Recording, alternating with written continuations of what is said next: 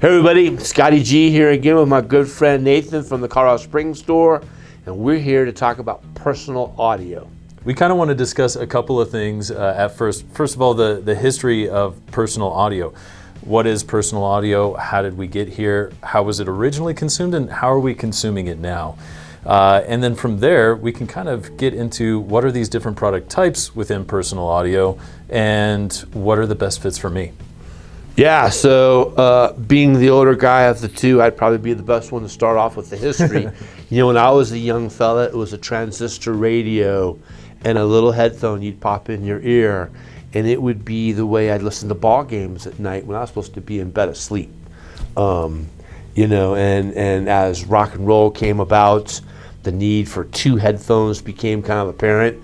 You know, from a personal audio standpoint, that was more me connecting headphones into a receiver and jamming out at night to Led Zeppelin with my headphones on so that my mom and dad wouldn't freak out from all the loud music. And it wasn't really until Sony came out with a device called the Walkman, where personal audio became something that was outside of the house into the world. I remember when the Walkman CD players, they updated from the cassette to the CD players, and everybody had those. I mean, the Discman. Yeah. And it was so nice that my acts of rebellion were now private. And like you said, you know, listening to the music that doesn't disturb others, but you also enclose yourself in this little world. I think it's also interesting because personal audio also gave us the opportunity to shut out the rest of the world, mostly, you know, not just socially, but as far as noise goes. Yeah.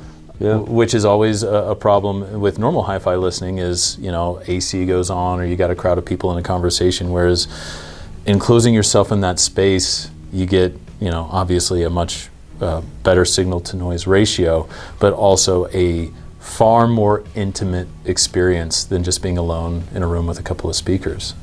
It's pretty wild. So I can remember having a case of CDs, headphones, and a Toshiba battery-powered CD player. It took a bunch of AA's, flying on a plane, and that was the way I'd eliminate plane noise. You know, before the era of noise-canceling headphones. I'm sure the person beside me didn't think it was noise canceling at all because you could hear them several steps away. But that was fun times. The cassette tape gave you a chance to do the mixtape type of stuff. Digital audio players gave you that chance. You know, once you could start recording CDs, then you could do your mixtapes on CDs, and I think that's where the portable CD player took off. Well, it was also huge because now you had a soundtrack to life, literally. You know, you didn't have to go home or go to somewhere to listen to something. I mean, we all kind of know the caricature of someone jamming on their walk downtown and while they're listening to their jams, and to the rest of the world they might look a little crazy, but you know, in their world they're dancing to the soundtrack to their life, which I think is also, you know, that's kind of on the go. I can have my music accessible anywhere. That's a pretty good feeling too, you know? Yeah. No, and I still see people, you know, while we were downtown just the other day, and you can see people jamming out on their headphones, you know, and I think another big shift that really blew the top off of, you know, personal audio and what was possible was, you know, the advent of a smartphone and the ability to download apps. And now it wasn't music files consuming large amounts of hard drive space on a portable device. It was me just putting together playlists, you know, through Spotify or Qobuz or whatever. Yeah, absolutely. And that's been the next step. You know, CDs were the way to go, and now it's all streaming. Now there still are a lot of wired portable players, right? And we can kind of get into where those fall into need or want as to where those are applicable. But yeah, all of a sudden the CD player and the wired earbuds went away, and now we have a phone that's streaming stuff, and you can wire to it, or you can just wirelessly listen to it. Now our phone is the new storage of music. Yeah, no, that's funny. You know, when they got rid of the headphone jack on my phone, I was like, well, how am I going to play? How do I play music? And this advent of these Bluetooth headphones has really made that. The absence of those wires makes it easier to exercise. Without messing with wires or on the plane. I'm going to stuff them in my pocket. And that's been pretty cool. But that also came with new problems as well, right? As every new technology in audio does, we do something completely different, and it usually does not come out sounding as great as its predecessor, or maybe what we wanted ideally. So, I mean, obviously, in one's lifestyle, getting rid of that cord is great. I'm not untangling my headphones all the time. I'm not getting them caught on things as I'm wanting to be mobile. So that was convenient for a lifestyle thing. But where did we lose fidelity or quality when that happened? Yeah, I remember the first, the AirPods or the EarPods that came with the Apple devices you'd plug into your phone. They just were so uncomfortable, and I think the ergonomics of headphones have changed, where they're much more comfortable in your ear. The fidelity level of like a B&W P8i or some of the Denon headphones we sell. I mean, those things sound outstanding. Yet if I'm on a plane, how many battery powered devices do I want? Yeah. Maybe I want a good solid set of wired headphones. If I'm going to do that with a new phone, new tablet. Nathan meant, those things don't have headphone jacks anymore. What's the better approaches for making that happen? Yeah, so I think it's the first time I saw headphone jacks being taken out of devices, I thought it was a problem. It's actually been an opportunity. Yeah.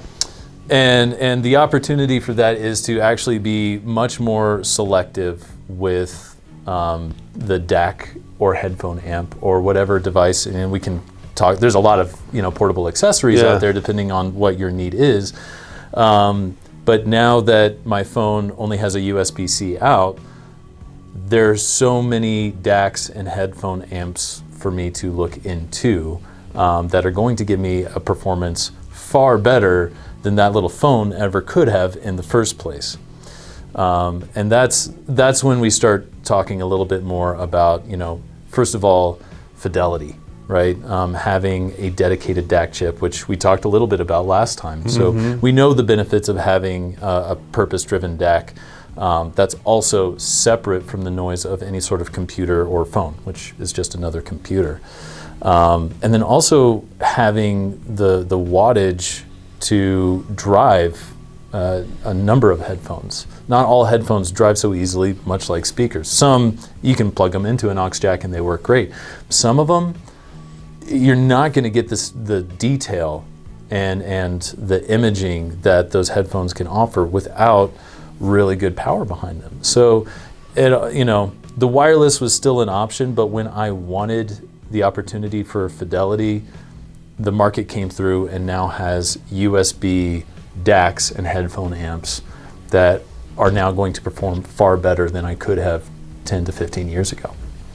So to break this down, we can have a Bluetooth powered headphone either in ear or over the ear, or we can take a device that does not have a headphone jack to it, connect a hardware solution to it that will decode the digital audio and amplify the signal appropriately to drive a more traditional set of headphones. Yeah, and I think the fork in the road is pretty easily defined here.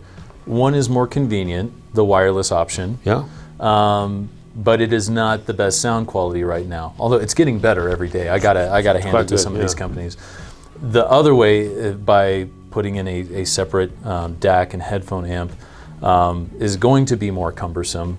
It might be a more expensive outcome if we're looking for top quality gear and a top quality sound, but it is going to give us the best performance every time. And so I think that's, if I'm going on a plane, I'm probably not bringing, all of my hi-fi gear, setting up a little tower to plug in my open back headphones. That's not the place you do that, right? That's when I put on some great Bowers PX or the Dune or the Focal Batiste. And I get that noise cancellation, I get that convenience, and they do sound really, really good, but I'm looking for different results in those two different situations. So So you mentioned B&W and the Focal. The earbuds that we seem to, at least I seem to be the most successful with are B&W and Denon.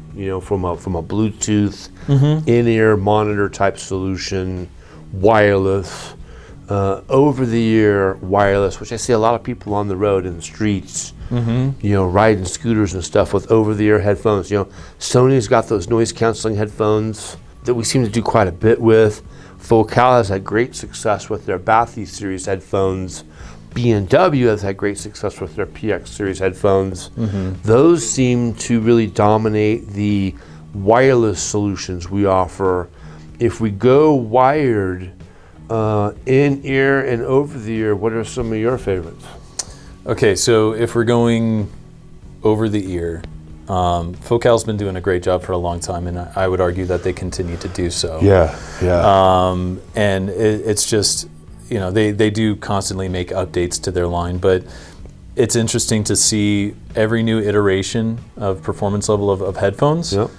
There's small tweaks, which, is nice when a company has figured the biggest part out, and they can just make those small improvements. To me, it means that the headphones that I have that might have been discontinued, those are still good headphones. They've only improved so much from there.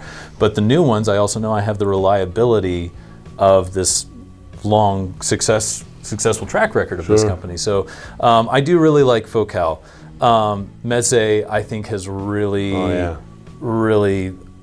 I don't want to say upset the market, but they have come out fast. Well, and they're approachable too. They really are, price-wise, they're so much easier to get into, but that's not to forsake the quality of sound. I think they've been very, very creative with their headphone designs. I think aesthetically they're also very pleasing as well. But they've updated this headphone, but the Lyric, I got to listen to that, and man, it was just an awesome experience. The spaciousness and the detail was all there. It's one of those headphones that does require a headphone amp. You can't just drive this off of an aux cord. You want some power behind it, but once you have that power there, you forget you're listening to headphones. You forget you're in the room you're in. It was really cool. What have you heard lately? Well, and I think the wired over-the-ear. I have a pair of wired in-ear headphones I actually use when I travel. Okay, yeah. They're convenient. They're easy. I coil them up. I'm not relying on a battery for my headphones. Although my last trip was on United Airlines. Send me some gifts, United. And they now have you open up your case to your Bluetooth headphones, and they'll pair with their entertainment stuff. Oh, nice. So you're jamming out, watching a movie with your own personal headphones, which I thought was kind of cool. Over-the-ear wired headphone, I think, is less of something that's portable. And definitely more of a solution for when I'm at home. Girlfriend's asleep. I'm a young fella. Mom and dad are asleep. And I really want to elevate my personal listening experience. I think then some of the Odyssey stuff, certainly some of the Focal headphones, Utopias, are just incredible. The level of performance you can get from them absolutely requires some kind of amplification to me to justify the amount of, whether it's $500 or $2,500 or $5,000. I think if you're going to make that investment in headphones, just like speakers, the amplifier also becomes really important. Yeah, that's a good point. i-Fi, we got a brand new i-Fi headphone amplifier in that's amazing how it sounds. The Macintosh with the MHA 200, classic piece. Absolutely. Balanced outputs.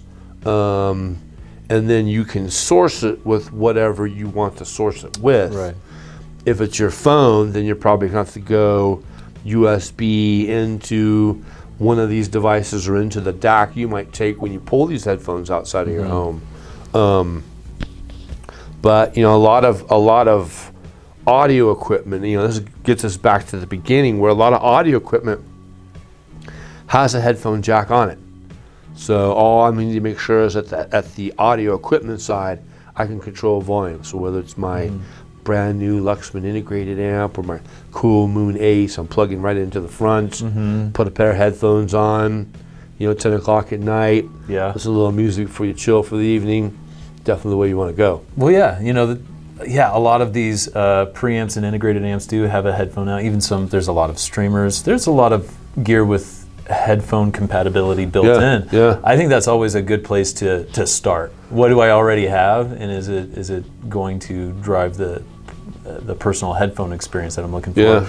If not, then different story. But a lot of these, Moon does it, Macintosh does it, Marantz does it. They take great care in as far as getting you as close to the original experience, which is pushing two speakers and keeping that fidelity for the headphone output. Yeah, So they're definitely doing a good job there. with the headphone amplifier. One thing you mentioned was that you like to use your in-ears. Yeah. And in-ears and headphones mechanically tend to work pretty similarly, right? Obviously, you're going to have different specs from one over the other, in-ears being more efficient, but what would push a person from an over-the-ear design to an in-ear design? For me, the in-ear was just more convenient for travel. Okay. When I'm at home, I have never at home listened to in-ear headphones. It's always over the ear. Right. And I'm, I think of having, I see a lot of people on the planes, on the trains, on the buses with over-the-ear headphones. I'm sure some of that's just the hip factor to it. Yeah. But I see a lot of people with the AirPods too, and there's got to be some hip factor to that as well. Yeah. But when I'm at home listening to music, taking a nice pair of over-the-ear headphones, putting them on my head, plugging it into my amplifier, and really critically listening to music is a experience unique to itself. You've talked about open back, closed back. My feeling is that an open back headphone still keeps me as part of this world. So when it's time for dinner and someone says, "Hey, it's time for dinner," I'm not going to be lost in my music. Yeah. Whereas a closed back headphone, maybe I don't want to be part of this outside world. I may want to gravitate more towards a closed back headphone. Do you think there's any sound quality aspects to closed back, open back that make a difference? Well, yeah, the mechanics of a closed back versus an open back is exactly how it sounds, right? So a closed back is going to have a completely closed back. So that means that the diaphragm that's moving in that headphone is going into an enclosed space, right? And so the obvious issue here is, as we see with any sort of transducer, is that the pressure between the diaphragm and the closed back of the headphone is also changing, right? And so venting that air is something that an open back allows for, right? And so it moves a lot more freely. And so I have found typically that if you take a closed back and an open back, all else being equal, which they never are. It's always something's completely different. But you should get a much more linear response with an open back. I think you don't have the same issues with pressurization, at least in the bass, with a lot of closed backs that you do in open backs. I think there's a lot more detail to be gotten out of the high frequencies as well, because again, that diaphragm is able to move freely. And so I think it's, all in all, a more natural sound for open backs. However, again, you have the issue of sound goes both ways. If you ever sit next to someone that has an open back headphone, you can hear the music pretty clearly, not as well, but you know the artist and track on there. You can identify it pretty easily. Likewise, the person listening is not getting protected from the outside voices at all. You can hear the rest of the world almost as clearly as when they're off, right? And so closed backs do, I think, have better privacy and better seclusion for both you and the outer world. Those issues that you have from having that pressure within that cup these headphone companies, they're very aware of this, right? And that's something that they have worked around one way or the other. But it's something that has to be worked around, whereas the open back, I think, naturally brings less problems to the table in the first place. Kind of like acoustic suspension or ported speakers. Exactly, that's exactly what it is. Yeah, you know, that makes sense. That makes sense. Yeah, way to take a 5-minute speech and turn it into 5 seconds. So the last time you had on a pair of headphones, what was it? What was the experience? Okay, so actually, it was driving up here. So I was listening to my in-ears. Yeah. One thing I do like about in-ears is, of course, convenience of size, portability. I do like, there's something to be said about in-ears bypassing the shape of the ear, right? So it does seem to be less about natural imaging, more about kind of this surreal imaging. But it's a great set of headphones, and that was really, really convenient for me to shut out the rest of the noise, but also hear the detail of my music. However, before that, I had sat down with some hi-fi gear at my desk. I was listening to the Clear MGs by Focal. Yeah. And I was absolutely loving it. I was going straight from Qobuz out of my laptop into a separate DAC amplifier, and it was great. It was very natural. It was very comfortable, and so I was stationary, and I got the best sound quality that I was looking for. What have you listened to recently? Not. I don't often listen to headphones. Yeah. I got great stereo at home. I'm rarely in a situation where I need to confine myself or keep my music from playing for others. Mm-hmm. My home office has an awesome sound system in it. My work office, because of all my coworkers, I don't even play music there. Mm-hmm. My last headphone experience was a business trip, and it was my phone and my trusty pair of wired in-ear monitors. Probably the last trip these guys will make it on, with a USB connection, a dongle of sorts, into a AudioQuest Dragonfly Red, which when this whole thing started off, AudioQuest was that company. I'm not sure, I don't think they're even doing that stuff anymore. They still have the Cobalt. A Cobalt, yeah. I have the Cobalt. I love the Cobalt's Cobalt. awesome. Yeah. Cobalt, but there's the Chord Mojo. There's so many cool high-end, headphone amplifier DACs. But that was my experience. The common point, though, was using Qobuz as the streaming service. I love Qobuz. Yeah, it was an app on my phone. I was connected to Wi-Fi. I was able to freely stream off of Qobuz. For those of you out there in the radio audience, know that some of these streaming services allow you to download music to your phone. So I'm on an airplane, I don't have access to the network, I'm not paying $20 to be on the Wi-Fi. You can download music to your phone before you get on the plane and then stream it that way. Qobuz for us makes the most sense because it's CD resolution or greater, so you're really pushing the envelope in terms of musicality. All the services out there: Qobuz, Apple Music, Amazon Music, Pandora, TIDAL. Can you give us a little breakdown on those services and how they differ? Oh my gosh. Okay, yeah, we're gonna go on a tangent. Okay, all right. So with streaming audio, format is key, right?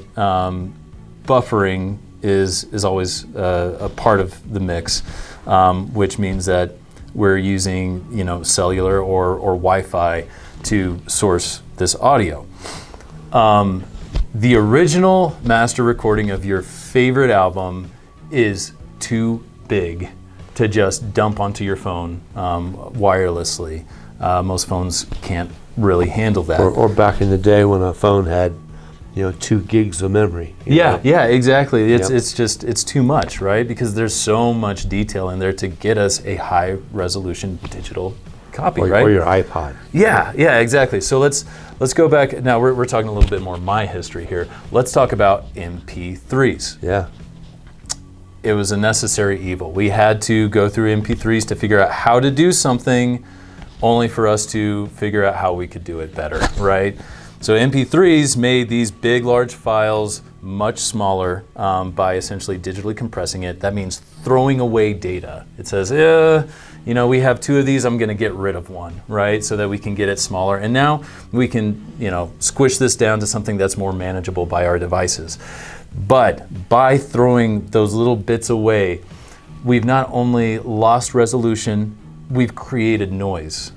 Really, really bad noise. And that's the reason that MP3 sounds so bad. It's not dynamic, you don't have good bass, you don't have good clarity or spatialization. There's information that contributes to that has simply been chucked away and cannot be returned, right? Yeah, once it's gone, it's gone. It's gone, yeah, exactly. There's no getting it back. So interstage left, FLAC, full lossless audio compression. So it is still compression, but this is a format that was able to be what we called lossless instead of lossy, right? So with all of these high resolution streaming services, you're going to see something that says .FLAC, FLAC, right? That's a very good sign. There have been some other formats like ALAC, which is Apple's version of that. MQA's been around for a while. Some people still utilize MQA. That is a deeper level of compression that we're not going to get into today.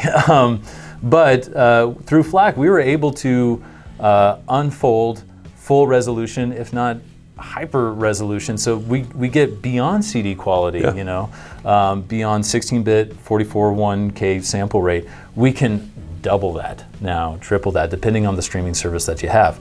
So this is where it kind of ties into the streaming service of your choice. Not all streaming services provide true lossless audio, right?